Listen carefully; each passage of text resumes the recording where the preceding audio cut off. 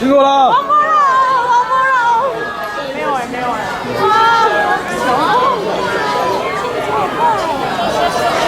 好，辛苦了。我回城。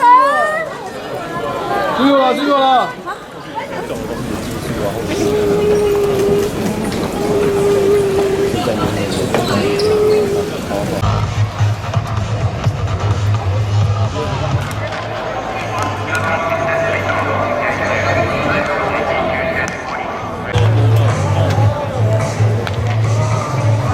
今天一开始，事实上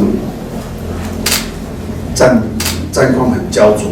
那虽然这一场比赛只是攸关5-6，不过两队还是全力以赴。对我们来讲也是很重要的一场比赛。所以当战况焦灼的时候，那种心情事实上也是很忐忑。那后来就是第8局能够一举攻下4分，拿下这场胜利。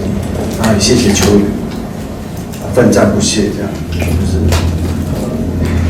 有最后一个比较好的结局。就是在前半段的比赛，只有领先1分，然后在投手被打了一支全垒打，变成平手。那当时感觉到大家都还没有放弃，所以在第8局是有一个很好的攻击机会的时候，然后我们都把握住了，对，然后拿一个大局，然后赢得胜利这样。最起码我会把持者送到位置。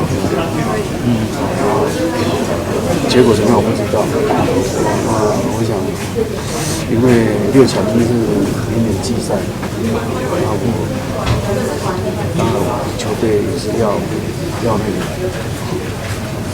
但是我是会提出请辞，对吧？因为有时候是就是任务到这个地方。个人的话，当然就是还是有一些地方需要在小细节嘛，就是还可以再更好。然后对于整体来讲也是，就是整个团队，因为其实真的比较可惜是说，我个人觉得每一位都表现得不错，但是没办法晋级，对，这比较可惜。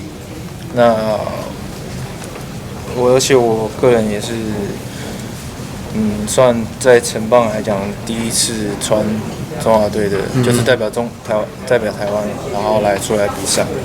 那我很珍惜，然后也尽全力去比赛。对，其实我觉得就是大家都很棒，但很多机会可以赢球，但我觉得棒球就是这样，就是你没有办法说你每一个都有办法做到大家想要的，但我觉得大家表现就其实真的很棒，对啊，就是无可挑剔。我觉得对我自己来说，对啊，每一届中华队的感觉是都不一样。那我觉得这一届特别就是比较活力一点啊，就感觉大家都比较放得开，比较那个彼此都会互相鼓励嘛，那也比较不会感觉每场都那么紧绷。